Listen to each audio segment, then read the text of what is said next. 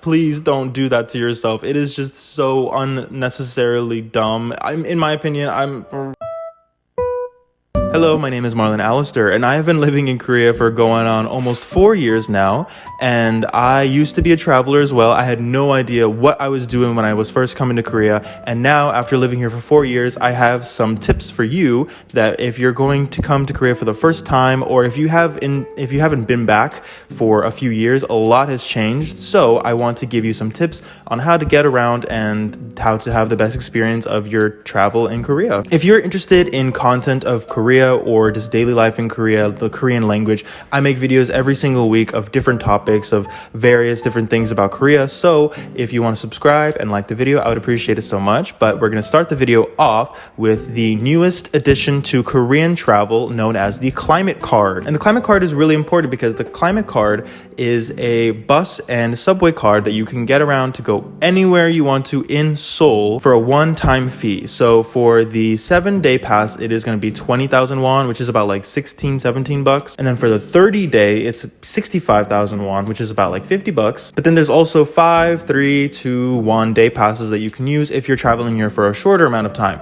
But the reason why that these passes are really good is because if you're going one way on a bus or on a subway, it is going to be 1,250 won, and that adds up. If you're gonna go 5 places in a day on the subway or on the bus, that's going to be already close to 7,000 won, and the day pass is only 5,000 won. So you have to kind of calculate based on how much you think you're going to be traveling. But I think the best thing for this is just to get the 7-day pass or the 30-day pass if you're going to be here for a while, because it's just really convenient. You don't have to keep reloading your card, and you don't have to worry about when you get on the subway or when you get on the bus and you don't have enough money. That moment can be really embarrassing, especially as a tourist. I know how embarrassing that can be. So this pass is great. This was not available in the past, so it is a new card. Sometimes if you go to a convenience store or a subway store and try to buy one, they may not have them because they're so new, but in a few months from now, they will probably be more in stock.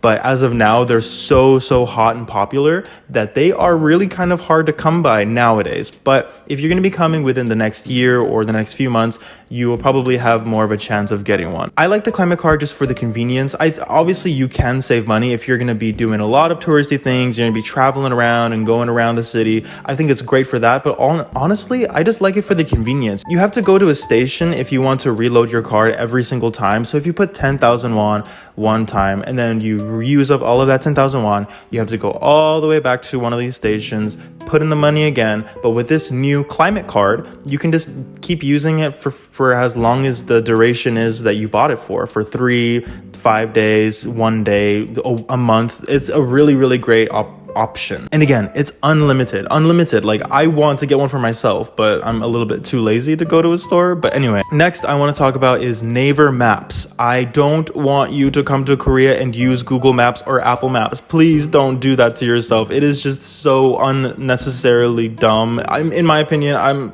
if you want to do that, by all means, but Naver Maps is just so much more intuitive for Korean travel. Naver Maps is used for only Korea by Koreans, and everyone in Korea uses Naver Maps or Kakao Maps, but Naver Maps is better in my opinion. But it is the most up-to-date and the most useful navigation app when it comes to finding a store or finding a place to go or finding a road when in Korea. And it's not only in Korean, you can also use it in English as well. However, if you do want to search up some things in Korean, it is really helpful to know some certain keywords. So I'm going to put some here and I'll put it in the description and in the comments just so you can copy and paste it. But for example, there's words like 맛집, cafe, 지하철, 박물관. These are words that are really commonly used, especially by tourists or even by Koreans. I use 맛집 and cafe. I'm not Korean, but I use 맛집 and cafe all the time when I'm in an area and I don't know what to find, just to find restaurants and to find cafes. 맛집 just basically means a good restaurant, and Koreans use this word when they're trying to look for something to eat.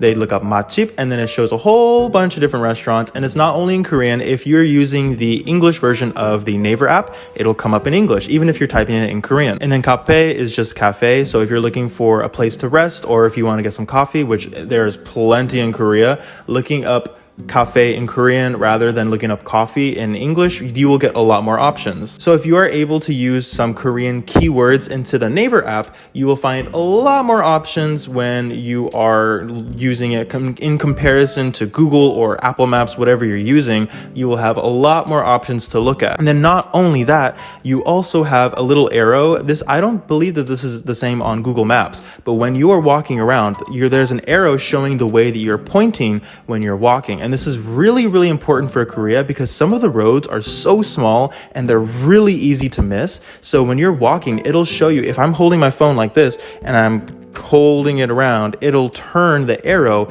showing which direction to go. And you don't have to guess. You don't have to make a guess of, oh, that's this store and that one. You just follow the arrow, follow the blue line, and you just keep going. That is a lifesaver. I'm telling you, it is just so much better to use Naver Maps. Just download it. It is so great. So use those keywords, use the ones that I'm putting in the comments and in the description, and use that blue arrow. You will save so much time and you will save so much energy and so much confusion. And using the Korean keywords, you'll probably find a lot of places that you would not have found if you were just looking up restaurant, or if you were just looking up, I don't know, just stuff in English. You'll find a lot more options if you just copy and paste what I put in the description and the comments into Naver. The last two things I want to talk about very quickly is that if there are strangers coming to you, I would not really talk to them, especially if they're speaking like fluent, perfect English. Especially if you're in touristy areas. There are a lot of cases of cults that are trying to recruit people, and not all people are going to be doing that. Some people just want to strike up a conversation. But in Korea, it's not really a common thing for Korean people to go to touristy areas just to strike up a conversation.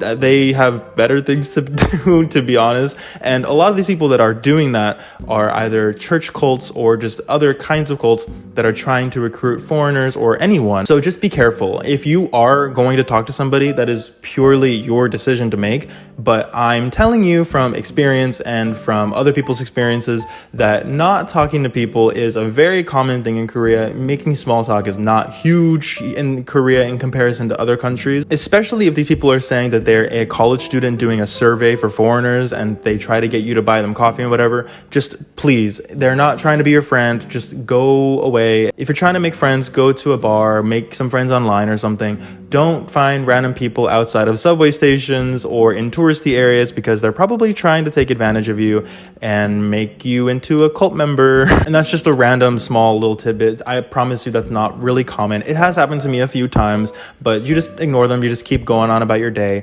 It's not really a huge deal. They're not going to chase you. They're not going to attack you. They're not dangerous, but they're not necessarily good people either. So the last one I want to talk about is for restaurants. If you are going into a restaurant for the first time in Korea and you don't know what to do, you don't got to wait for a hostess. You don't got to wait for a server to come and help you. You can just go and sit down at a table and they will eventually come to help you, or you can just flag someone down and wave them down and they'll come to your table and help you there. It's a very casual thing. People are not going to be offended if you just go and sit down, or if you call them over like, hey, come over here please, kind of like that.